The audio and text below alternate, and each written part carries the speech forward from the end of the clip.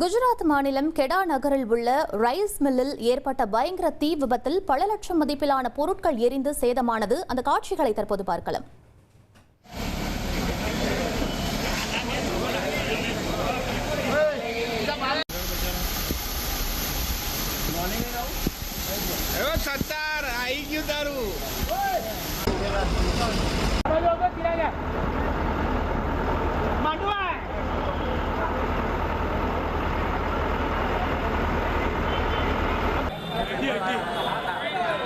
चिराग आगे ना Zeiss 2 minute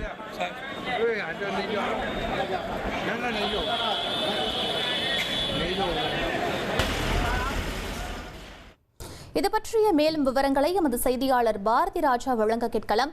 வணக்கம் பாரதி ராஜா, என்ன நடந்தது? முழு விவரங்களை பதிவு பண்ணுங்க.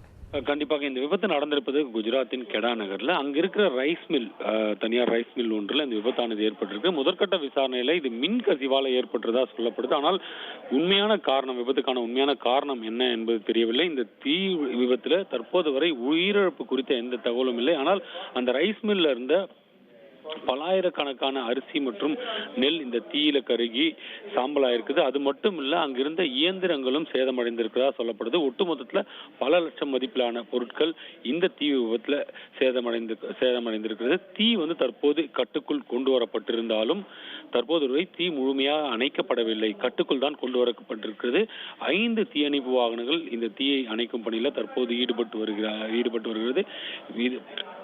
தீ முழுமையாக அணைத்த பிறகு அங்கு யாராவது இருந்தார்களா, உயிரிழப்பு ஏதேனும் உள்ளதா என்பது குறித்த முழு தகவல்களை நாம் தெரிந்து கொள்ள முடியும். தற்போது தீயை அணைக்கும் பணி தொடர்ந்து நடைபெற்று வருகிறது. விவரங்களுக்கு நன்றி பாரதி ராஜா.